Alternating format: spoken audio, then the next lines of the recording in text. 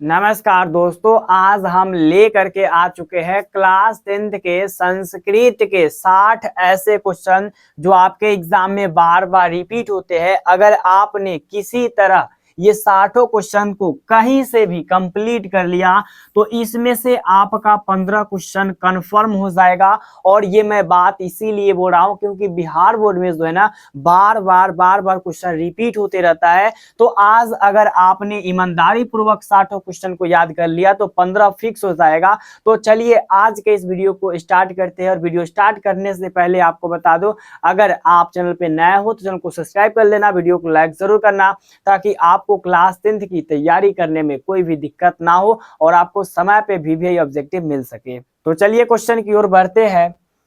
तो चलिए यहाँ पे सबसे पहला आपके एग्जाम में क्वेश्चन पूछा जाएगा कि साहित्य ग्रंथों में केशांत संस्कार का नामकरण क्या है। उपनयन है, समापवर्तन है, वेदारंभ है या फिर गोदान है।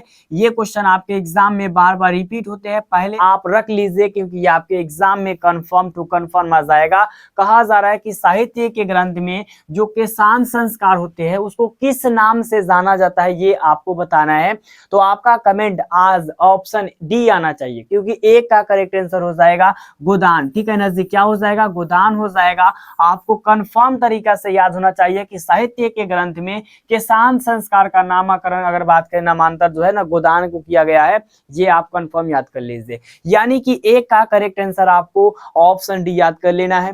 ठीक है जी, अगला क्वेश्चन देखिएगा आपके एग्जाम में पूछा जाएगा, ध्यान दीजिएगा। कहा जाएगा कि नीति श्लोका पाठ किस ग्रंथ से संकलित है। विदुर नीति या फिर शुक्र नीति या फिर नीति शलक या फिर चाणक्य नीति दर्पण। ये क्वेश्चन को जितना इंपॉर्टेंट कहिएगा ना उतना ही कम होगा और ये पूरा इजी क्वेश्चन है, आप याद कर लीजिएगा। तो नीति श्लोका पाठ जो है ना किस ग्रंथ से संकलित है, जल्दी से आप लोग बता दीजिए। तो आपका कमेंट आएगा कि सर 2 का करेक्ट आंसर ऑप्शन ए हो जाएगा।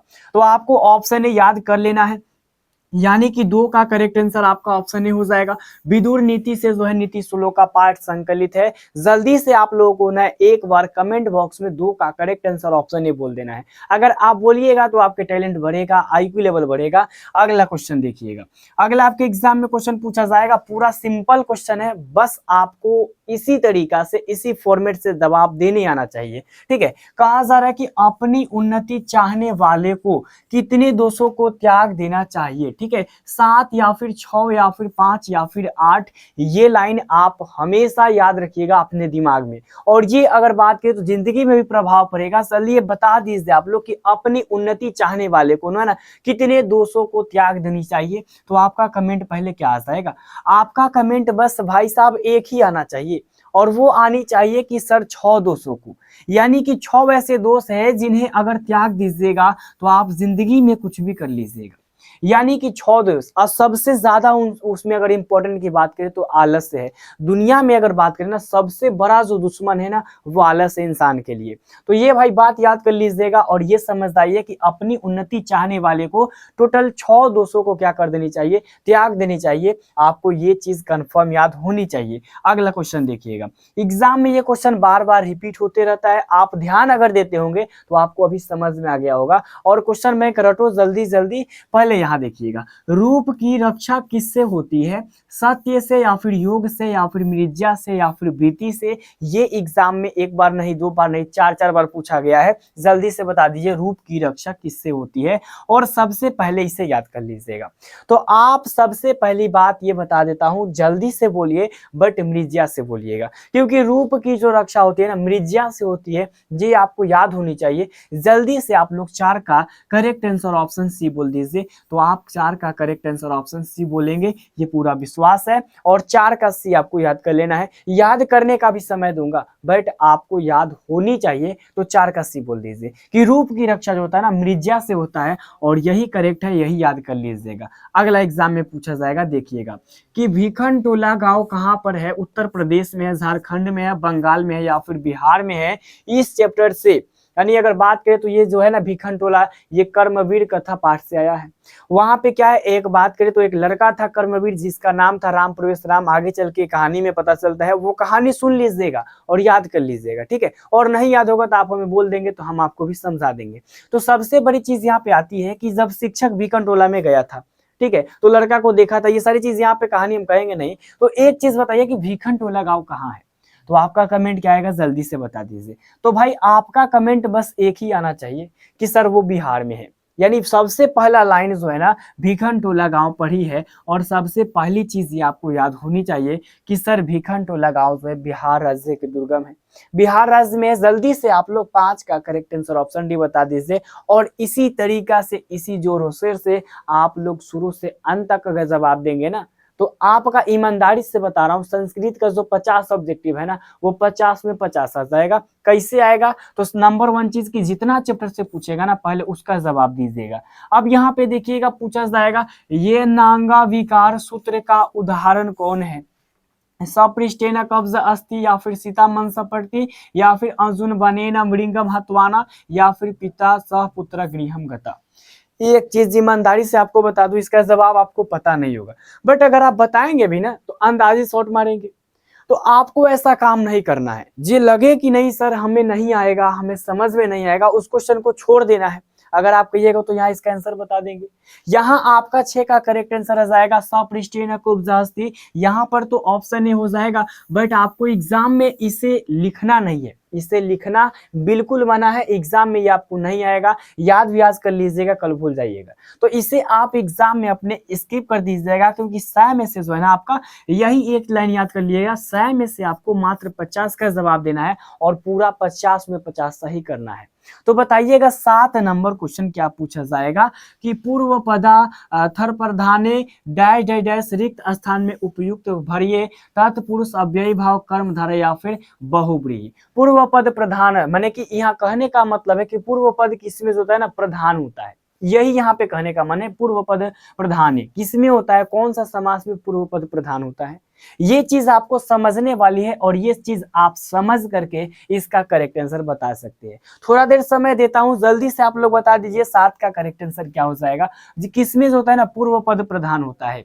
तो आप कहिएगा क्या भाई साहब, आप एक ही चीज कहिएगा कि सर हम जानते हैं अव्ययी भाव में होता है ना पूर्व पद प्रधान होता है। और अव्ययी भाव समास में ये भी आप लोग पढ़े होंगे, इसमें अव्यय लगा रहता है। जैसे अगर बात करें यथाशक्ति, ठीक है ना जी, क्या हो जाएगा आप पढ़े होंगे यथाशक्ति, ये लिख देता हूं यथा, यथा यह है, ठीक है ना जी, यथा है, यथाशक्ति हो जाता है। तो यहाँ पे अगर बात करें तो पूर्व पद यहाँ पे क्या है प्रधान है, ठीक है, और यथा जो है ना एक अव्यय है, ठीक है। इस तरीका से आप याद कर लीजिएगा, याद हो जाएगा, सिंपल है। इस क्वेश्चन को स्किप ना कीजिएगा क्योंकि ये फॉर्मेट आपको पता होनी चाहिए। आप हिंदी में भी पढ़े होंगे और संस्कृत में भी पढ़े होंगे, थोड़ा सा आपको नॉलेज होनी चाहिए संस्कृत के व्याकरण का, बट अगर नहीं याद है ना कोई दिक्कत नहीं है।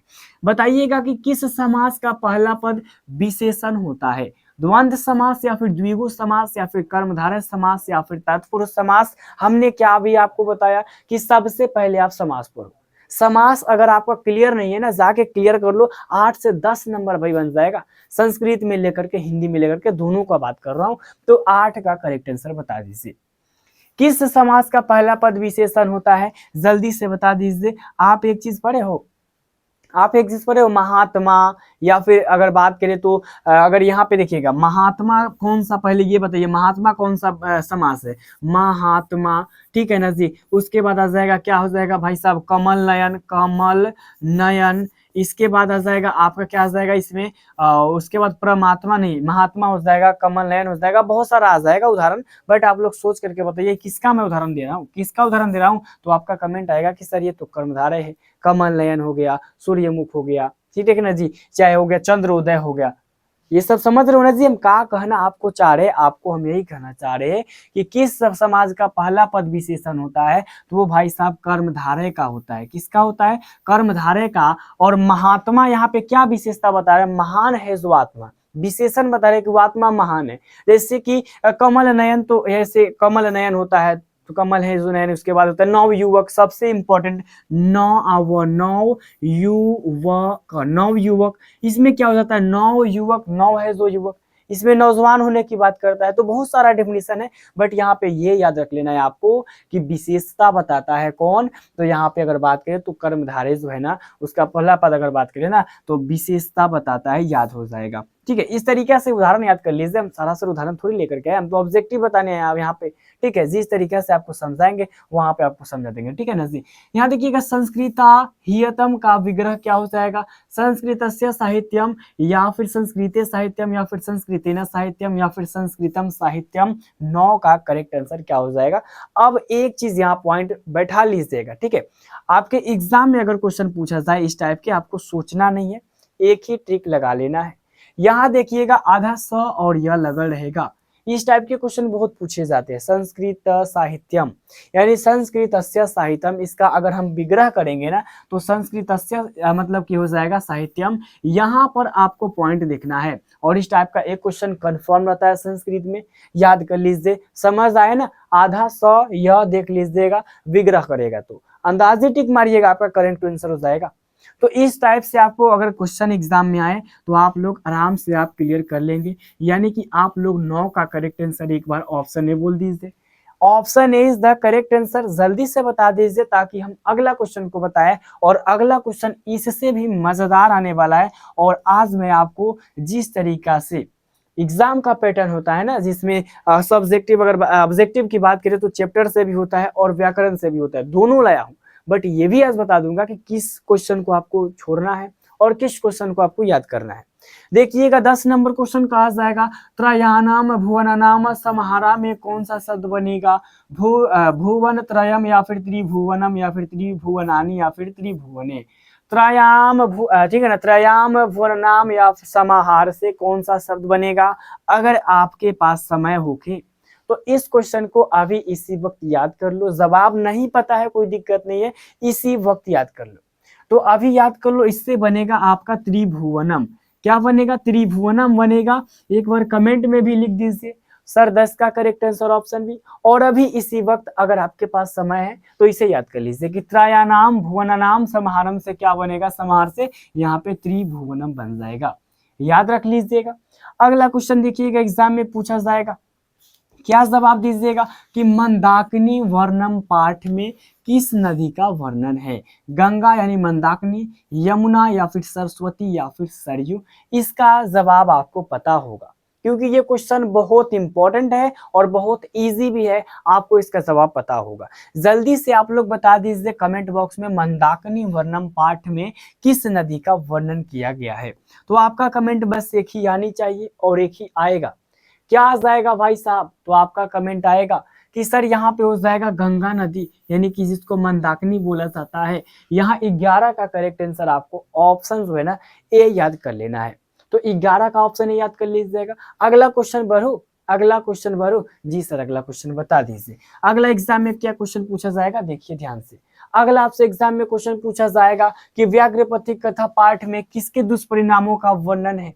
ठीक है, क्रोध है, या फिर लोभ है, या फिर मोह है, या फिर काम है। ये आपके एग्जाम में ना बार बार रिपीट होते हैं और आपको ये आसानी तरीका से पता होगा कि व्याघ्रपति कथा पाठ में क्या घटना घटित होता है। नहीं होता है तो भाई यहाँ नहीं याद है तो अभी याद कर लीजिए। एक बुढ़ा बाघ होता है जिसमें मतलब कि राही पथिक जा रहा था अपने रास्ते से, तो वो बुढ़ा जो बाघ था ना वो अपने हाथ में क्या रख लेता, कंगन, सोने का कंगन रख लेता। अब वो बुला रहा था, पथिक नहीं जा रहा था, बट वो किसी तरह है ना, किसी तरह उसको बुलाया और जो पथिक था वो लोभ में पड़ गया, यानी कि लालच में पड़ गया और उसके पास गया। तो उसके पास गया तो क्या हो गया, उसके बाद आपको पता होगा उसके बाद क्या हुआ, उसे मार करके खा गया। ये सारी चीज आप याद कर लीजिएगा। तो इसमें क्या किया गया है, व्याघ्रपति कथा पाठ में जो है ना भाई साहब, लोभ के दुष्परिणामों को बताया गया है। कभी भी लालच नहीं करनी चाहिए, ये सीख हमको मिलती है। तो 12 का आप लोग फाइनली भी याद कर लीजिएगा। अगला क्वेश्चन देखिएगा, एग्जाम में पूछा जाएगा, ध्यान दीजिएगा। इदम सुवर्णम गंगनस्य गृहताम किसने कहा, पथिक ने, या फिर कथाकार ने, या फिर बाघ ने, या फिर दानी ने। देखिए, एक वर्ष में अगर बात करें तो इसमें व्याघ्रपति कथा पाठ से 2 क्वेश्चन देख रहे हो ना, आपके सामने क्वेश्चन का फॉर्मेट है और इसी तरीका से पूछा जाएंगे इसी ऑप्शन के साथ। बस आपको दिमाग लगा लेना है। 13 का करेक्ट आंसर क्या बताइएगा। तो सबसे बड़ी चीज यहाँ पे कहा जाएगा, इदम सुवर्णनम कंगनम गृहताम जो है ना, बाघ बोला। कौन बोला था, बाघ बोला था, पथिक को बुला रहा था, या सोने का कंगन मतलब कि ले लो। ठीक है ना जी। इस टाइप से अगर क्वेश्चन बने आपके एग्जाम में तो आप याद कर लीजिएगा। और इस टाइप के क्वेश्चन बनता भी है, आप देख पा रहे हो ना ये फॉर्मेट है भाई, ये फॉर्मेट है। अगर इसमें आपका बात करें ना, इसमें से अगर आपका मात्र 60 में से 40 क्वेश्चन आ जाए ना, तो समझ जाइएगा कि वहां आपका कंफर्म टू कंफर्म 50 में 50 आ जाएगा। और इससे अगर कम आएगा तो आप याद कर लीजिएगा सारे क्वेश्चन को। चलिए बताइएगा, कहा जाएगा 14 नंबर क्वेश्चन, ब्राह्मण के वेश में कौन प्रवेश करता है? कर्ण या फिर शल्य या फिर अर्जुन या फिर शक्र? जल्दी से बता दीजिए, क्योंकि 14 नंबर क्वेश्चन का आंसर आपके पास है, आंसर आपके पास है। और आप जानते हो कि ब्राह्मण के वेश में कौन प्रवेश करता है, तो आप क्या जवाब दीजिएगा? तो आपका बस एक ही जवाब आएगा कि शक्र हो जाएगा। हम जानते हैं सर कि शक्र हो जाएगा, क्योंकि ऑप्शन डी पहले करेक्ट बताइए तब हम बताते हैं। अब किस लिए ब्राह्मण के वेश में प्रवेश किया था? आप कहिएगा सर कवच और कुंडल के लिए, ठीक है ना जी। तो ब्राह्मण के वेश में कौन प्रवेश किया था? शक्र किया था। याद रहेगा जी सर, बिल्कुल याद रहेगा। और सूर्य पुत्र अगर बात करें, चाहे कुंती पुत्र बात करें, तो आप लोग कर्ण कहिएगा, ठीक है। सूर्य पुत्र किसे कहते हैं, कुंती पुत्र किसे कहते हैं, कर्ण को बोला जाता है। ये मेन पॉइंट याद कर लीजिएगा, ठीक है। अगला देखिए, एग्जाम में पूछेगा कि शिक्षिका शब्द में कौन सा स्त्री प्रत्यय है? टाप है, डाप है, चाप है, ती है? पहले तो मैं इसका आपका आंसर पूछूंगा और जल्दी से बता दीजिए। और आपको आज बताना ही पड़ेगा, क्योंकि हम आपको ट्रिक बता चुके हैं कि आपके पास अगर शिक्षिका रहे, अध्यापिका रहे, है ना जी, बोले थे आपके पास शिक्षिका रहे, लेखिका रहे, अध्यापिका रहे, ये सारी चीज इस टाइप के रहे, तो आप लोग एक ही जवाब दीजिएगा, वो दीजिएगा सर जी टॉप हो जाएगा। ये आपको ट्रिक हम बताए हैं, आपको पता है कि नहीं पता है ये तो हमें अंदाज नहीं है, बट आप एक बार जो है ना 15 का करेक्ट आंसर ऑप्शन ए बोल दीजिए। हमने आपको बताया था ये आपका शिक्षिका रहे, लेखिका रहे, अध्यापिका रहे, इस टाइप से बहुत सारे जिसमें लगा रहे, इका लगा रहे रात में ना, इका लगा रहे, तो आप कहिएगा सर इसमें टॉप हो जाएगा। याद कर लीजिए इसी वक्त, क्योंकि एग्जाम में एक क्वेश्चन बनेगा। कहा जा रहा है कि कृतवान में कौन सा प्रत्यय है? सत है, सानच है, कत है या फिर तवतु है? बताइए कृतवान में कौन सा प्रत्यय है? 16 का करेक्ट आंसर क्या आ जाएगा? आप 16 का करेक्ट आंसर नहीं बता पाइएगा, क्योंकि आप अच्छी तरीका से प्रत्यय पढ़े नहीं हो। बस एक ही चीज पढ़े हो कि प्रत्यय मतलब जो शब्दांश के पीछे लगे और उपसर्ग मतलब जो आगे लगे, बट ज्यादा चीज आपको तो जानकारी होगी नहीं। कोई दिक्कत नहीं है, आपका पाठ से ही 50 क्वेश्चन क्लियर करा दूंगा। पहले आप ध्यान दीजिएगा, यहाँ अगर आपको ऑप्शन याद करने का मन हो के कि कृतवान शब्द में प्रत्यय, तो त्वतु हो जाएगा, ठीक है ना, त्वतु हो जाएगा। पहले याद कर लीजिए त्वतु हो जाएगा। और ये चीज याद कर लीजिए, मन है तो, नहीं मन है तो नहीं याद कीजिए, क्योंकि आप एग्जाम में जाइएगा ना भाई, एग्जाम में जाइएगा तो वहां पे आपको ऐसा क्वेश्चन मिलेगा जो आपको हूबहू देखने को मिल जाएंगे, ठीक है। तो इस पे आपको ध्यान ज्यादा नहीं देना है। अगला क्वेश्चन देखिएगा, कहा जाएगा किस शब्द में दा प्रत्यय नहीं है? एकधा, बहुधा, जनधा या फिर धनधा? अब आप क्या बताइएगा 17 का करेक्ट आंसर? ये तो छोटा सा बच्चा भी बता देगा कि सर 17 का करेक्ट आंसर क्या हो जाएगा। जल्दी बताइए कि किसमें जो है दा प्रत्यय नहीं है, किसके लास्ट में दा नहीं है। आपका कमेंट आना चाहिए और आएगा भी कि सर 17 का करेक्ट आंसर ऑप्शन क्या पे बी हो जाएगा, ऑप्शन बी हो जाएगा, क्योंकि वहुधा यहाँ पर है, दा नहीं है। 17 का भी हो जाएगा। और बाद बाकी यहाँ देखो दा है, यहाँ देखो दा है, यहाँ पर भी देखो दा है। तो एक बार जो है आप लोग 17 का करेक्ट आंसर ऑप्शन भी बोल दीजिए। और जल्दी जल्दी हम आगे बढ़ते हैं, क्योंकि ज्यादा हमारे पास भी वक्त नहीं है, आपके पास भी वक्त नहीं है। जल्दी बता दीजिए लघुतरम में कौन सा तद्धित प्रत्यय है? तरफ है, तमप है, मतुम है या फिर अल है? अब जल्दी से 18 का करेक्ट आंसर बता दीजिए। 18 का करेक्ट आंसर बताने से पहले आपको हम यहाँ पे 2 ऑप्शन काट दिए। अब बता दीजिए लघुतरम में कौन सा तद्धित प्रत्यय हो जाएगा, ये आप बता सकते हो। 18 का करेक्ट आंसर भाई आपको क्या याद करना है?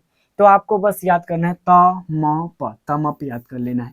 क्या याद करना है भाई? तमप याद कर लेना है। और एक चीज और समझ लीजिए यहाँ पे, अगर लास्ट में आपको त म इस टाइप के अगर क्वेश्चन आपको दिखे, आप अंदाजी कह दीजिएगा त म प, ठीक है। प हलंत लगाइएगा, म हलंत नहीं लगाइएगा। और ये ट्रिक आपको आनी चाहिए। तद्धित प्रत्यय अगर पूछे ना लघुतरम में अगर पूछ देगा, तो जिस टाइप से यहाँ पे त म था ना, वहां पे त म प लगा दीजिएगा। ऐसा बहुत क्वेश्चन बनता है। अभी क्वेश्चन अगर हमको दिखाना रहता उसी फॉर्मेट में ना, तो 4-5 क्वेश्चन दिखा देते। बट एग्जाम के क्वेश्चन पे हम अभी बता रहे ना, आपको एग्जाम के लेवल पे बता रहे। देखिएगा त्व प्रत्यय से बना शब्द हो जाएगा मानवता, मानवीयम या फिर पुरुषोत्तम या फिर पुरुषवीयम। बताइए त्व प्रत्यय से कौन सा शब्द बनेगा?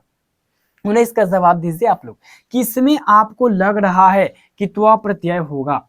आपको अगर ऑप्शन यहाँ पे बी दिखा दिया जाए तो कहिएगा नहीं, ऑप्शन डी दिखा दिया जाएगा तो नहीं। अब आपको शक होगा कि सर ये होगा कि ये होगा, तो आप कंफर्म कीजिए कि सर 19 का करेक्ट आंसर क्या हो जाएगा। आपका कमेंट क्या आना चाहिए, आप क्या बताइएगा, ए नता सी? तो पहले याद कर लीजिए। यहाँ अगर ध्यान से देखिएगा ना जी, ध्यान से अगर देखिएगा तो आपको यहाँ पे देखने को मिल जाएंगे त्वा प्रत्यय। माँ हलंत लगल है उसके पहले देखो त्वा प्रत्यय है कि नहीं, त्वा प्रत्यय है कि नहीं, तो याद कर लीजिए भाई। यहाँ पे 19 का करेक्ट आंसर ऑप्शन सी हो जाएगा। Option C is the correct answer, option C is the correct answer. और इसी के साथ आप लोग बताते चलिए, अगला क्वेश्चन का जवाब देने के लिए तैयार हो जाइए। असी, असी जो है किस धातु का रूप है? अस्ति, भू, भव या फिर अस। 20 का क्या जवाब दीजिएगा? और ये आज इसी वक्त इसी टाइम पे रट लीजिए, रटिएगा यहाँ पे, तब जा करके एग्जाम हॉल में हमारी बात याद पड़ेगी और आप इसका करेक्ट आंसर लिखिएगा। तो असी जो है किस धातु का रूप है? जल्दी से आप लोग बता दीजिए, इंतजार में हूं। चलिए भाई जल्दी जल्दी बता दीजिए, तो आपका कमेंट आएगा कि सर यहाँ पे 20 का करेक्ट आंसर, 20 का करेक्ट आंसर ऑप्शन डी हो जाएगा। क्योंकि हम एक बार पढ़े थे, क्या भाई, एक बार पढ़े थे कि असी जो है ना वो अस धातु का रूप है, अस। ठीक है जी, अस हो जाएगा। 20 का करेक्ट आंसर ऑप्शन डी याद कर लेना है। एक बार जल्दी से बोल दीजिए कि D is the correct answer, D is the correct answer. चलिए भाई बोल दिया। अगला देखिएगा, अगला आपके एग्जाम में क्वेश्चन पूछा जाएगा कि अध्यात्म शब्द में कौन सा उपसर्ग है? अपि है, अधि है, अभि है, अति है। अब ये उपसर्ग आपको तो आनी चाहिए, बट आ रही है कि नहीं ये भी चेक कर लेता हूं। अध्यात्म में कौन सा उपसर्ग हो जाएगा? 21 का करेक्ट आंसर जवाब दीजिए। और आज जवाब दीजिएगा तो उस दिन भी आप जवाब देने लायक रहिएगा। तो क्या जवाब आएगा आपका? बस एक ही कमेंट आ रहा है कि सर यहाँ पे 21 का करेक्ट आंसर ऑप्शन बी हो जाएगा, अधि हो जाएगा। क्या हो जाएगा? अधि हो जाएगा। यानी 21 का करेक्ट आंसर ऑप्शन बी बोल देना है। जल्दी से आप लोग ऑप्शन बी बोल दीजिए ताकि हम भी आगे बढ़े। और जल्दी जल्दी आप लोग बोलते हो ना सर जल्दी जल्दी बताइए, जल्दी जल्दी हम भी बता दें। ठीक है, नी उपसर्ग किस शब्द में है? निवेदनम, निगमन, निर्धन या फिर निसर्ग। नी उपसर्ग पहचानने के लिए आपको एक चीज पढ़ना पड़ता, यहाँ पे क्या पढ़ना पड़ता था भाई? तो आपको एक स्वर संधि, व्यंजन संधि, विसर्ग संधि, जानते हो संधि? तो उसमें यहाँ पे जो नियम लगेगा ना विसर्ग संधि का लगेगा। और आपको सोचना है कि नीह जोर कितना बराबर यहाँ पे आ जाएगा, नीह किस में से निकलेगा बताइए। तो पहले आप बताइए सोच करके, और नहीं बता पाइएगा तो हम बता देंगे। सबसे पहले चीज यहाँ पे देखिएगा, अगर ऑप्शन सी को देखा जाए, ऑप्शन सी को देखा जाए तो यहाँ पे एक नियम चलता है विसर्ग संधि का, निह जोर धन, निह जोर धन। यहाँ जो विसर्ग है ना भाई वो र में बदल जाता है, निर्धन हो जाता है, निर्धन हो जाता है। यहाँ हलन तो यहाँ भी हलन, ये समझे।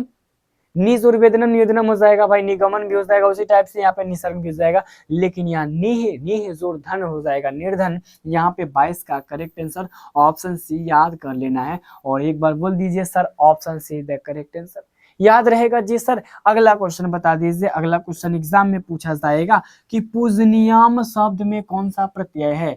अनियर है, तव्यत है, यत है या फिर नयत है। पूजनियम शब्द में प्रत्यय बताना है। और अगर इसी तरीके से आप मात्र उपसर्ग और प्रत्यय, आपको व्याकरण के पार्ट से दो ही चीज याद करना है। और अगर आपके पास समय होगा तो समास याद कर लीजिएगा, समास याद कीजिएगा, हिंदी में संस्कृत में दोनों में काम देगा। बट ये तीन चीज याद कर लीजिएगा ना, आप अपने एग्जाम में 70 क्वेश्चन का जवाब देने के लायक हो जाइएगा। और वो भी 100 में से 30 ऐसा क्वेश्चन आएगा जो आप नहीं जवाब दीजिएगा। और इसमें से आपको देना कितना है? मात्र 50 को।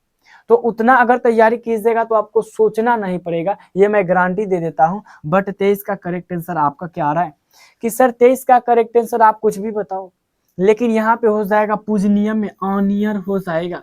क्या हो जाएगा? ऑनियर हो जाएगा। पूजनियम शब्द में कौन सा प्रत्यय हो जाएगा? ऑनियर हो जाएगा। याद कर लीजिएगा। अगला क्वेश्चन, क्योंकि यहाँ पे तो यही ना मिलता जुलता था। अगला क्वेश्चन देखिएगा, अगला आपके एग्जाम में क्वेश्चन पूछा जाएगा, जल्दी देख लीजिएगा। लिख जोर ल्यूट से कौन सा शब्द बनेगा? लिखनम, लेखनम, लिखितम या फिर लेख। ये भी भाई इंपॉर्टेंट है। 24 का करेक्ट आंसर क्या आएगा आप लोग बता दीजिए कि लिख जोर ल्यूट से कौन सा शब्द बनेगा। और ये आपके एग्जाम में ना भाई बार बार पूछे जाते हैं। और अगर आपके एग्जाम में आए तो इसे जवाब देना है कि नहीं देना है, ये आप पे डिपेंड करेगा। ये क्यों आप पे डिपेंड करेगा, क्योंकि इस टाइप के क्वेश्चन तो आप पढ़े नहीं हो, बट पहली पहली बार आएगा तो याद होगा कैसे। अगर इसका आंसर ना भी याद होगा तो ना भी दीजिएगा जवाब, कोई दिक्कत नहीं है, बट भाई अगर जानना चाहते हो तो जानता ही है कि लिख जोर ल्यूट से कौन सा शब्द बनेगा। तो यहाँ पे तो अगर बात करें तो लिखनम बन जाएगा, लिखनम बन जाएगा, लेकिन आपको याद करने की भी जरूरत नहीं है। अगला क्वेश्चन आपको देखने की जरूरत है, कहा जा रहा है अगला क्वेश्चन, ध्यान दीजिएगा कि किस शब्द में सत्री प्रत्यय है, अस्थानाम या फिर उत्कृष्टम पालयन या फिर प्रवेश। हमने क्या बोला, अगर आपको पता नहीं है तो बस आपको एक काम करना है, क्लिक करके आगे चल जाना है, आगे चल जाना है। बस आने लगा अब आने लगा आपका पार्ट से। अब आपको बताने में मजा आएगा जब आप दीजिएगा गायंती देवा डैश डैश डैश पुरुषा श्रुतवात, यह पद किस पुराण से जो है उद्धृत है, जल्दी से बता दीजिए। देखिएगा सबसे पहले चीज ऑप्शन ए काट देते हैं और यहाँ पे ऑप्शन बी डी काट देते हैं, आपका ऑप्शन बी नहीं तो सी आएगा। अब जल्दी से बता दीजिए 26 का करेक्ट आंसर क्या जवाब दीजिएगा, गायंती देवा डैश पुरुष श्रुतवात। और ये आपके मोस्ट इंपॉर्टेंट है, ये अगर आपने नहीं किया याद ना तो कोई मान लो याद नहीं किया, ये आपका अगर बात करें तो भाई इसका आंसर आपका क्या आ जाएगा, तो आपका बस एक ही कमेंट आना चाहिए कि सर विष्णु पुराण हो जाएगा। क्या हो जाएगा, विष्णु पुराण हो जाएगा। ये भाई याद कर लीजिएगा, गायंती देवा डैश डैश डैश पुरुत्वा श्रुत्वा जो है ये विष्णु पुराण से लिया गया है। याद अभी कर लो, अभी याद कर लो इसी वक्त जल्दी से। 26 का बी बी बी स्क्रीनशॉट भी मार सकते हो क्योंकि बहुत इंपॉर्टेंट है, जाकर 4 बार 5 बार 6 बार रट लीजिएगा, ठीक है। अगला देखिएगा, अगला आपके एग्जाम में क्वेश्चन पूछा जाएगा कि भारत भूमि कैसी है, विशाल है, निर्मला है, वत्सला है, या फिर ए बी और सी तीनों सही है। क्या जवाब आएगा आपका, तो आपका जवाब यहाँ पे क्या जाएगा भाई, ये तो हम पूछने के लायक, माने कि अगर बात करें तो ये पूछने के लायक नहीं है और हम बता भी नहीं सकते। क्यों नहीं बताएंगे, क्योंकि आपका बस एक ही कमेंट आएगा, क्योंकि हमारा जो भारत है ना वो नदियों से, सागरों से, पर्वतों से सबसे सजा सेवित है और यह एक विशाल है, बहुत बड़ा है, निर्मल है, वर्षाल है। यानी कि अगर इसका जितना बड़ा इनका करे ना वो कमी है। यहाँ पे आपको डी करेक्ट आंसर याद कर लेना है। एक बार 27 का तो डी बोल दिए हमसे पहले। चलिए अगला क्वेश्चन देखिएगा, एग्जाम में पूछा जाएगा कि संस्कार कितने होते हैं, और ये आप याद कर लीजिएगा अभी इसी वक्त। और एक होता है उपनिषद, उपनिषद, ठीक है ना जी। उपनिषद कितने होती है, उपनिषद अगर बात करें तो 108 गो होता है, जिनमें से मंगलम पाठ में, मंगलम पाठ में जो है भाई साहब आपका जो है मंगलम पाठ में 4 गो उपनिषद है। 4 गो उपनिषद से मंत्र कई गो लिया गया है, मंत्र 5 गो लिया गया है, ये सब चीज समझ लो। लेकिन संस्कार जो होते हैं ना 16 होते हैं, ये आपको पता होगा।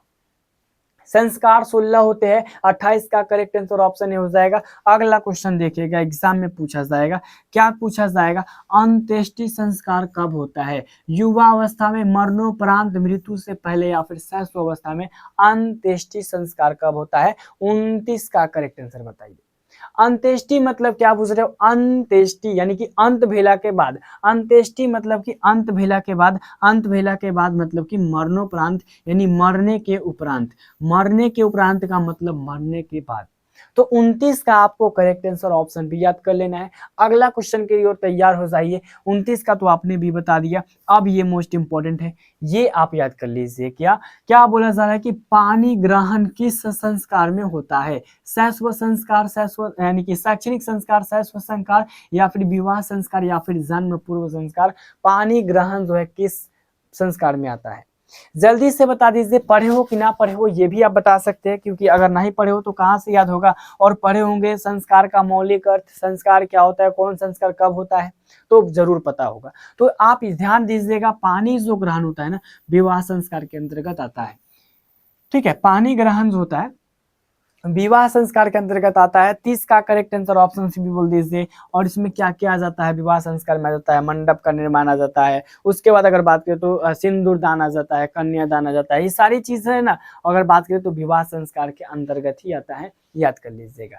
ठीक है। अगला देखिएगा, अगला आपके एग्जाम में क्वेश्चन पूछा जाएगा कि नानिरितम किस संधि का उदाहरण है, स्वर है, विसर्ग है, व्यंजन है, या फिर यन है।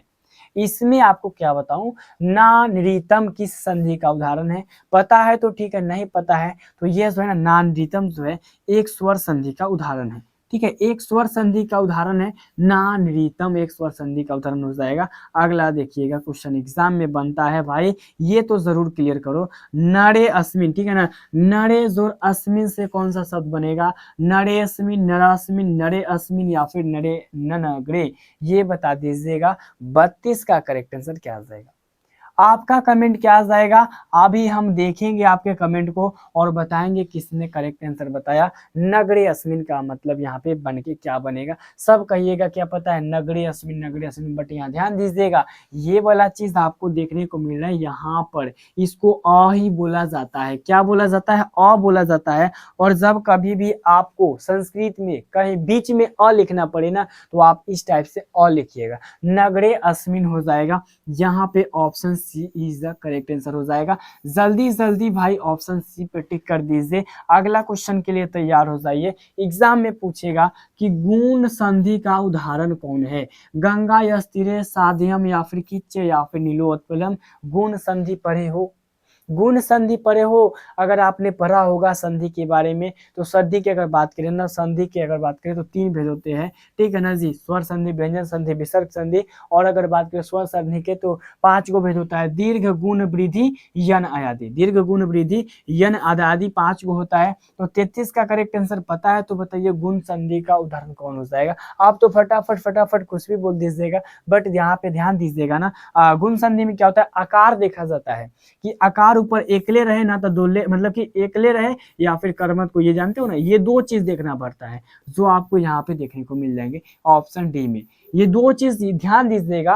अगर बात करें ना दीर्घ में, आपको देखने पड़े दीर्घ में, ध्यान दीजिएगा दीर्घ में तो आप आकार देखिएगा, इस टाइप का चिन्ह होता है ना, आ लगल होके, मा, सा, दा जैसे लगल होके, तो आ देखा जाता है। उसी तरीका से जो गुण में होता है ना भाई, गुण में एगो एकले इसे देखा जाएगा या फिर इस टाइप का देखा जाएगा, ठीक है, गुण में यही देखिएगा, आपको कंफर्म पता चल जाएगा। अगला देखिएगा, एग्जाम में पूछेगा कि वृथय का संधि विच्छेद क्या हो जाएगा? वृद्धाथोड़ एवं, वृद्धाथोड़ एवं, वृद्धाथोड़ एवं या फिर वृद्धाथोड़ एवं। जल्दी से बता दीजिए, क्या जवाब दीजिएगा? 34 का करेक्ट आंसर। तो आप अभी इसी वक्त याद कर लीजिए, वृथा जोड़ एवं, यानी कि आ और यहाँ पर प्लस ए, आ प्लस ए से बनेगा अ, ठीक है, अ चढ़ जाएगा यहाँ पे। अगर बात करें अ, अरे भाई 1 मिनट सुनिए, अ यहाँ पे ऐसे लिखाएगा, ठीक है, अ यहाँ पर ऐसे लिखाएगा, ठीक है, अ बन जाएगा। और जब अ बनेगा तो अ जो है थ पर पड़ेगा, तो ये हो जाएगा क्या भाई, थ, अथ है, यानी कि ब्री आगे लगा दीजिए, वो लगा दीजिए, वृथ हो जाएगा। यानी आपका करेक्ट आंसर ऑप्शन ए हो जाएगा। जल्दी से आप लोग 34 का करेक्ट आंसर ऑप्शन ए बोल दीजिए। Sir option A is the correct answer, option A is the correct answer, याद हो जाएगा। अगला क्वेश्चन के लिए तैयार हो जाइए और देखिए अगला क्वेश्चन आपके एग्जाम में पूछा जाएगा कि किस शब्द में प्र उपसर्ग नहीं है? प्रेरणा, प्रचार, प्रेम या फिर प्रभार। किसमें आपको लग रहा है कि प्र उपसर्ग नहीं है? क्या जवाब दीजिएगा भाई साहब? जल्दी से बता दीजिए। सबसे पहली चीज अगर देखा जाए तो ऑप्शन ए में देखिएगा तो प्र अगर मैं ना प्र, और यहाँ पर प्र, यहाँ पर भी प्र, तो प्र जोर ना, प्रेरणा की अगर हम अगर बात करें संधि विच्छेद, और एक होता है प्रेम। अगर प्रेम में से अगर हम प्र हटा देंगे ना तो एम बचेगा, जो कुछ होगा नहीं, शब्द बनेगा नहीं। अगर रियलिटी देखा जाए तो यहाँ पे ऑप्शन सी करेक्ट हो जाएगा। बट यहाँ आप ध्यान दीजिएगा, ये तो आप कंफर्म तरीके से समझ गए कि प्रभार, चलिए सर जी हो गया, प्र हट जाएगा, 4 हो गया, लेकिन ये प्रेरणा वाला कैसे होगा? तो प्रेरणा वाला कैसे होगा? तो आप जब संधि पढ़िएगा ना, संधि जब पढ़िएगा तो सब चीज क्लियर हो जाएगा। अगर पढ़े होंगे तो समझ रहे होंगे, बट नहीं पढ़े होंगे तो थोड़ा सा दिक्कत होगा, बट याद होनी चाहिए, ठीक है। तो यहाँ पे आ जाएगा करेक्ट आंसर प्रेम हो जाएगा।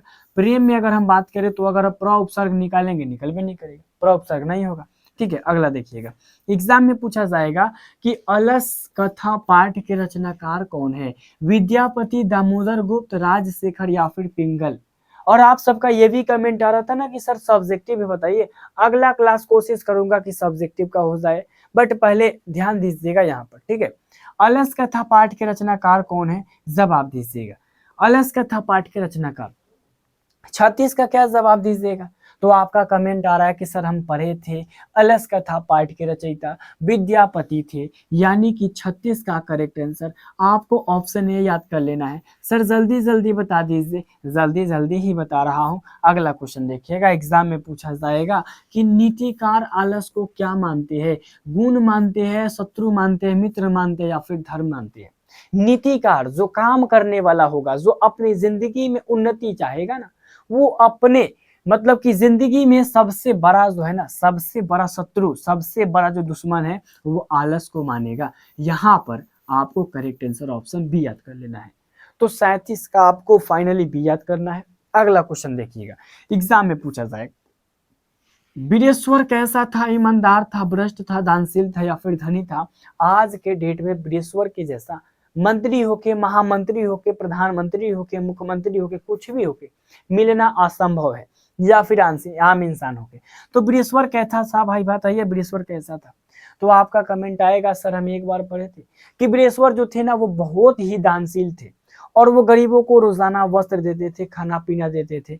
यहाँ पे आपको जो है ना 38 का करेक्ट आंसर एक बार ऑप्शन सी बोल देना है। और आदमी को इसी के जैसा होना चाहिए जो अपने बारे में भी सोचे और लोग के बारे में भी सोचे। तो याद कर लीजिएगा, ठीक है। हम कहाँ बोल रहे हैं कि अपने बारे में नहीं सोचे, सबके बारे में सोचे, क्योंकि दानशील होना भी थोड़ा ठीक है। देखिएगा, सर्व शुक्ला सरस्वती किसकी उक्ति है, यज्ञ वाले की, जनक की, बाण भट्ट की या फिर दांडी की। बताइए सर्व शुक्ला सरस्वती किसकी उक्ति है, मतलब कि सर्व शुक्ला सरस्वती किसने कहा।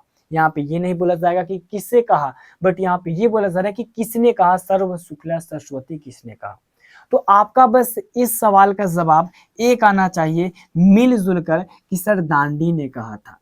अब दांडी ने सर्व शुक्ला किसे कहा था, तो सर जी एक ही कमेंट आना चाहिए, बीजयंगका को, यंगका को, बीजयंगका को जो है सर्व शुक्ला सरस्वती कहा गया था। और इसका जो सदी है ना भाई साहब, कौन सा चल रहा था, 8वीं सदी चल रहा है, बीजयंगका का 8वीं सदी चल रहा है। और ये थोड़ा सांवले रंग की थी, श्याम वर्ण की थी, याद करते चलिएगा।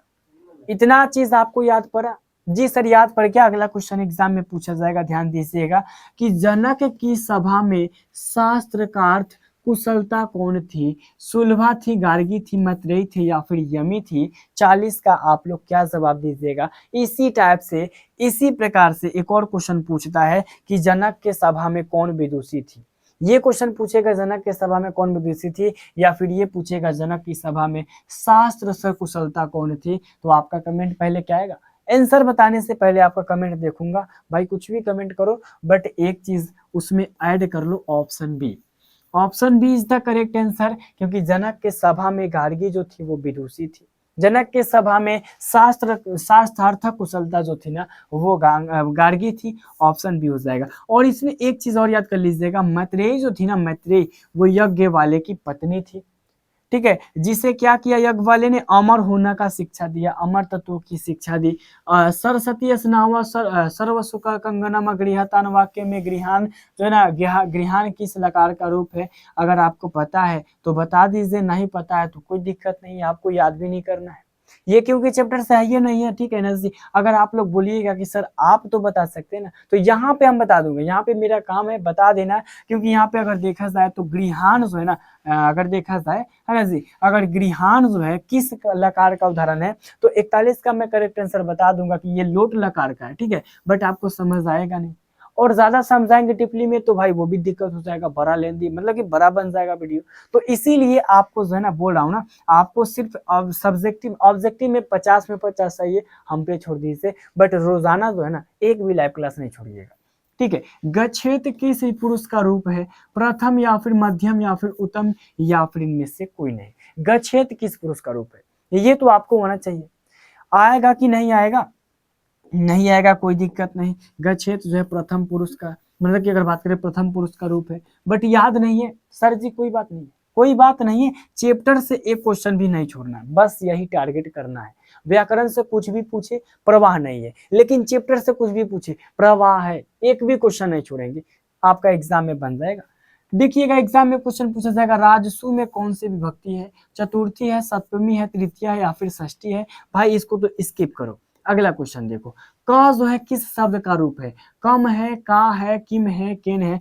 कह जो है किस शब्द का रूप है? ये छोटा सा क्वेश्चन अगर मैं बता भी दूं तो आप याद कर लीजिएगा। सिंपल है तो याद कीजिएगा क्यों नहीं, सिंपल है तो याद कीजिएगा क्यों नहीं। तो कह जो है ना किम, किम शब्द का रूप है, ठीक है ना जी। किसका हो जाएगा? किम का हो जाएगा। जल्दी से 44 का एक बार भी बोल दीजिए, 44 का एक बार ऑप्शन बी बोल दीजिए। जी sir, B is the correct, C is the correct answer, C is the correct answer, C हो जाएगा, ठीक है। अगला क्वेश्चन एग्जाम में पूछा जाएगा, साधु शब्द का सप्तमी एक वचन रूप हो जाएगा। साधुना, साधुसी, साधुओ या फिर साधुए। सबसे पहले चीज आपको बताते थे, जब हम क्लास 10th में थे तो हम नियम याद किए थे, साधु साधुआ साधुए इस तरह से चलता था, लता लती लतायाम। बट आप लोग तो इसमें ध्यान दिए नहीं होंगे, आप लोग याद किए नहीं होंगे, कोई दिक्कत नहीं है। 4-5 ऐसा आएगा ना आपके ऑब्जेक्टिव में, 5-6 गो अगर क्लास हो जाएगा ना संस्कृत का, तो आपको इस टाइप से मिल जाएगा। आप सिर्फ रट लीजिएगा कि साधु शब्द का सप्तमी एक वचन रूप है, क्योंकि बिहार बोर्ड में रिपीट करेगा, तो रिपीट करेगा तो आप आसानी से बना लेंगे। तो 45 का पहले आपका कमेंट देखूंगा तो कोई दिक्कत नहीं है। साधु का सप्तमी रूप पूछेगा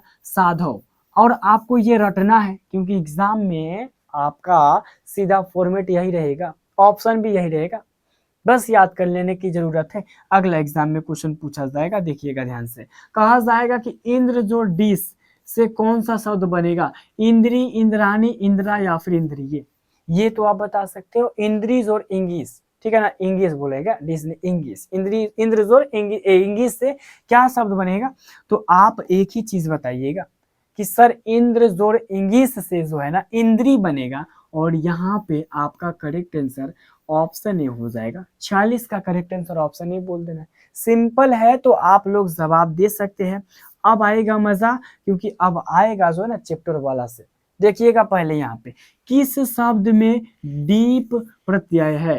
नारी, रुद्रानी, रागी या फिर गोपी। अगर आपके पास समय है तो याद कर लीजिए, यहाँ इंद्रानी, रुद्रानी में हो जाएगा ना, रुद्रानी में हो जाएगा आपका डीप प्रत्यय। क्या हो जाएगा भाई? डीप प्रत्यय हो जाएगा। पता है तो ठीक है, नहीं पता है कोई दिक्कत नहीं है भाई। आपके एग्जाम में हम बोले ना 50 में 50 लाएंगे। बट अगला क्वेश्चन देखिए भाई, अगला एग्जाम में क्वेश्चन पूछा जाएगा, स्वतंत्र डै डै डै सूत्र की पूर्ति सही शब्द को करे, कर्म या फिर अपादान या फिर कर्ता या फिर यहाँ पे कर्ण हो जाएगा। बताइए, स्वतंत्र डै डै डै, स्वतंत्र डै डै डै आपको समझे में नहीं आएगा, आपको समझे में नहीं आएगा। बट एक चीज ध्यान दीजिएगा, एक चीज ध्यान दीजिएगा, जब आप लोग वाक्य बनाते हैं तो उसमें सबसे मेन पॉइंट, स्वतंत्रता अगर बात करें सबसे मेन पॉइंट क्या होता है? आप क्या जवाब दीजिएगा? आप कहिएगा सर सबसे ज्यादा मेन पॉइंट होता है कर्ता, क्योंकि वो सेम टू सेम काम करने वाला होता है। उसके कर्ता के बिना जो है ना कुछ भी नहीं होता है। मैं खाता हूं तो मैं करता हूं, तो मैं अगर नहीं रहता तो क्या खा पाते? नहीं। वह दौड़ता है तो वह नहीं रहता तो दौड़ पाता, तो सब करता हो जाएगा। तो अगर आपको समझ आए स्वतंत्रता डाइडेडेस तो करता हो जाएगा, नहीं पता है कोई दिक्कत नहीं। अगला देखिएगा, एग्जाम में क्वेश्चन पूछा जाएगा, क्रिया विशेषण में कौन सी विभक्ति होती है? द्वितीय होती है, चतुर्थ होती है, तृतीय या फिर षष्ठी? ये आपके लेवल का है, इसे आप आसानी से याद कर सकते हैं, क्योंकि एक दो बार आप रट लीजिएगा भाई, पता चल जाएगा। तो क्रिया विशेषण में कौन सी विभक्ति है? अगर मैं मतलब कि अगर चाहता है ना तो इस टाइप के क्वेश्चन को हटा भी देता। इस टाइप का जो क्वेश्चन आपको दिख रहा है ना, इसको हटा भी देता। बट क्यों नहीं हटाए? क्योंकि यहाँ आपको रियलिटी बता रहे हैं, और रियलिटी अगर आपको पता चलेगा तब ना एग्जाम में जाइएगा तो कुछ फर्क नहीं पड़ेगा। नहीं तो यहाँ इजी इजी पढ़ लीजिएगा, एग्जाम में हार्ड आएगा, आप लोग कहिएगा सर कैसा बता दिए। इसीलिए सारे फॉर्मेट को लेकर के आया हूँ, और सारे तरीके को बता रहा हूँ कि आपको कौन सा क्वेश्चन याद करनी चाहिए, कौन क्वेश्चन याद नहीं करनी चाहिए। किस क्वेश्चन को याद नहीं भी कीजिएगा तो आपका एग्जाम निकल जाएगा, ठीक है। तो क्रिया विशेषण में कौन सी विभक्ति होती है? आपका कमेंट क्या रहा है?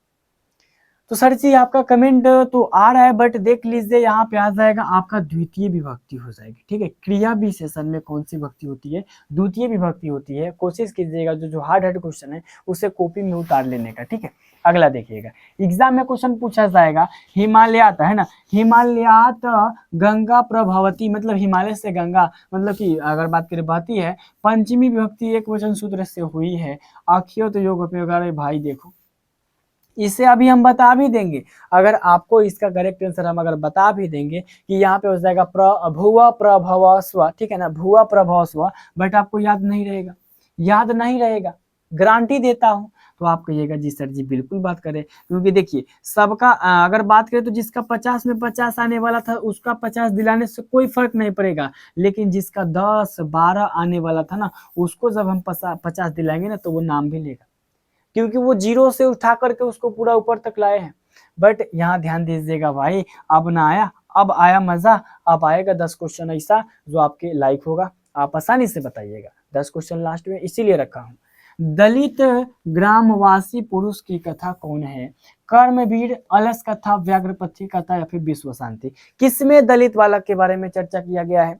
तो क्वेश्चन से पहले आंसर आ गया आपका, और इसी तरीके से आना चाहिए, क्योंकि हम जानते हैं कि दलित ग्रामवासी पुरुष है ना भाई साहब, अगर हम जानते हैं कि कर्मवीर कथा में है, कर्मवीर कथा यानी कि राम प्रवेश राम की कथा में जो है भाई साहब दलित एक ग्रामवासी पुरुष की चर्चा है। ईसा का जवाब आप आसानी से दे देंगे, इसका भी जवाब दे देंगे कि स्वामी दयानंद कौन थे? शिक्षावाद, समाज सुधारक, धर्म उपदेशक या फिर राजनीतिज्ञ? आपका कमेंट क्या आएगा? आपका एक ही कमेंट आएगा, क्योंकि जानते हो तब तो बताइएगा ना, आप जानते हो तब तो बताइएगा कि सर समाज सुधारक हो जाएगा, क्योंकि ये इंपॉर्टेंट है, यह एक समाज सुधारक थे। और एक चीज और बता दीजिए, 1875 ईस्वी में इन्होंने बंबई में किस चीज की स्थापना किया था? तो आप कहिएगा कि सर स्वामी दयानंद ने आर्य समाज की भी स्थापना की थी। और कहाँ पर भाई साहब? तो बंबई में की थी। बंबई में की थी, कब की थी भाई? कब की थी? 1875 में की थी काजी, 1875 में की थी। ये सब याद होना चाहिए, याद भी होगा आपको, याद होगा, हम जानते हैं याद होगा। अगला क्वेश्चन देखिए, आर्य समाज के संस्थापक कौन है? विवेकानंद, दयानंद, रामकृष्ण परमहंस या फिर मनमोहन राय? आप बताइएगा, क्या जवाब दीजिएगा? 2 क्वेश्चन तो रिपीट हो गया, तो आपका जवाब आएगा सर 53 का भी हो जाएगा। और इतना भी नहीं समझे तो कैसे समझिएगा? सर जी 53 का भी याद कर लीजिए अभी इसी वक्त यहाँ। अगला क्वेश्चन तैयार है आपके लिए, पूछा जाएगा कि स्वामी दयानंद का जन्म किस गांव में हुआ था? और ये क्वेश्चन मैं नहीं पूछ रहा हूँ, ये बिहार बोर्ड वाले पूछ रहे हैं। जवाब दीजिए, 3 बार रिपीट हो गया भाई, एक ही चैप्टर से लगातार 3 बार। स्वामी दयानंद का जन्म किस गांव में हुआ था? तो आपको पता है, क्योंकि टंकरा गांव में हुआ था। टंकरा में कि कंटरा में? चौवन का क्या बताइएगा जी? सर जी चौवन का हम जानते हैं ना, हमको कंफ्यूज नहीं कीजिएगा, टंकरा याद कर दीजिएगा, कंटरा रहेगा याद नहीं कीजिएगा, टंकरा याद करिएगा। अगला क्वेश्चन देखिएगा, एग्जाम में पूछा जाएगा कि वाल्मीकि रामायण से कौन सा पाठ संकलित है? विश्व शांति, कनस्य, दानवीरता, नीति श्लोका या फिर मंदाकिनी वर्णम पाठ? अब इसमें देखिएगा, नीति श्लोका तो भाई नीति श्लोका तो अगर विदुर नीति से, जो कि महाभारत का एक अंश विशेष है। लेकिन अगर हम एक चीज यहाँ पे देखें, अगर एक चीज देखें कि मंदाकिनी वर्णम पाठ में राम सीता को क्या दिखा रहे थे, याद है? तो सीता और राम का चर्चा किसमें है? तो आप कहिएगा सर रामायण में है। तो 55 का डी बोल दीजिए। सर जी 55 का डी हो जाएगा। 5 क्वेश्चन बता दो 5 क्वेश्चन का जवाब। कहा जाएगा मंगलम पाठ में कुल कितने मंत्र है? 5, 3, 4, 6। अब मंगलम पाठ में यहाँ पे मंत्र पूछा जा रहा है, मंगलम पाठ में उपनिषद पूछता 4 बोलते, यहाँ पे मंत्र पूछा जा रहा है, क्या जवाब दीजिएगा? और पहला चैप्टर का पहला क्वेश्चन आपको तो याद होनी चाहिए, याद होगा भी तब तो यहाँ पे कमेंट कर रहे हो कि सर जी 5 आ जाएगा। मंगलम पाठ में टोटल 5 गो अगर बात करें तो मंत्र है, 5 गो मंत्र है, याद कर लीजिएगा। अगला क्वेश्चन एग्जाम में पूछा जाएगा कि हिरमेन पत्रेन डैश मंत्र किस उपनिषद से संकलित है?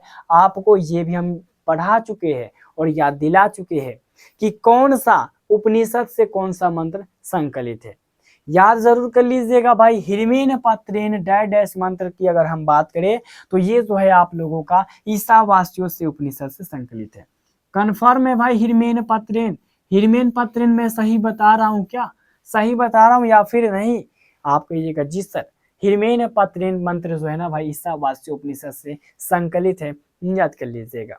जी सर याद हो जाएगा। अगला क्वेश्चन बता दीजिएगा, एग्जाम में पूछा जाएगा कि पाटलिपुत्र वैभवम पाठ में किस नगर का वर्णन है? भागलपुर या फिर वाराणसी या फिर पटना या फिर इलाहाबाद? पाटलिपुत्र वैभवम पाठ में किस नगर का वर्णन है? जानते हो कि नहीं? आप कहिएगा सर इस क्वेश्चन को कौन नहीं जानता है, इस क्वेश्चन को कौन नहीं जानता है? 58 का करेक्ट आंसर सर हो जाएगा option C. Option C is the correct answer, option C is the correct answer. अगला क्वेश्चन 2 और है, देख लीजिएगा। पूछा जाएगा कि दामोदर गुप्त ने किस काव्य की रचना की थी? काव्य मीमांसा, मुद्रा राक्षस, मृगकटिका या फिर कूटनीतम? तो आप क्या जवाब दीजिएगा? 59 का करेक्ट आंसर। तो आपके पास जवाब पता है कि सर दामोदर गुप्त ने कूटनीतम काव्य की रचना की थी, कूटनीतम काव्य हो जाएगा, कूटनीतम काव्य हो जाएगा। यहाँ पे आपको ऑप्शन डी याद कर लेना है। और दामोदर गुप्त कूटनीतम काव्य। और बताइए यहाँ पे काव्य मीमांसा के लेखक कौन है? काव्य मीमांसा के लेखक कौन है? आपका क्या कमेंट आएगा? सर राजशेखर आएगा क्या?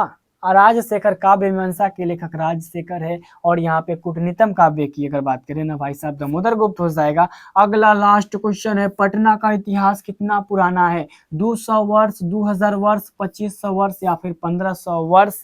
लास्ट क्वेश्चन का जवाब दे दीजिएगा आप लोग। लास्ट क्वेश्चन का जवाब दे दीजिएगा, आप लोग जरूर दे दीजिएगा। और इतना की अगर हम बात करें तो भाई चलिए, आपका कमेंट अभी आया कि सर 2500 वर्ष हो जाएगा, बट किसी किसी गाइड में देखिएगा ना तो 2000 दे ले, बट रियलिटी देखा जाए तो 2500 है, ठीक है। और उसके बाद अगर बात करें तो इसी से याद कर लीजिए, गंगा नदी की लंबाई 2525 किलोमीटर है। 2525 किलोमीटर है, हम भी याद किए थे, याद कर लीजिएगा भाई साहब। तो यहाँ पे आपको हमने जो टोटल 60 क्वेश्चन बताया ना, ईमानदारी से अगर आपको 60 क्वेश्चन में से मात्र 40 यानी कि 35 से 40 क्वेश्चन अगर आपको पता था, याद था, तो आपके एग्जाम में जो 50 नंबर दिख रहे हैं ना, ये कंफर्म होगा। पूछिए क्यों? क्योंकि ये आपका फॉर्मेट आज 60 का था। अगर 60 में 40 आ रहा है, इसका मतलब आपको 50% से ज्यादा आ रहा है। अगर 60 में आपको 30 भी मैक्सिमम मिनिमम या था ना, 30 भी क्वेश्चन, तो आप 50 के रेंज में जाएंगे और 100 में आसानी से 50 कर लेंगे। तो इसी तरीके से आप लोग जो है ना पढ़ते रहिए और ये जरूर कंफर्म करते रहिए कि एग्जाम में कौन सा क्वेश्चन आएगा, कौन सा क्वेश्चन ना आएगा। आई होप कि आज का वीडियो आपको अच्छी तरीके से समझ में आई होगी। मिलते हैं इसी के साथ नेक्स्ट क्लास में, तब तक के लिए जय हिंद, जय भारत।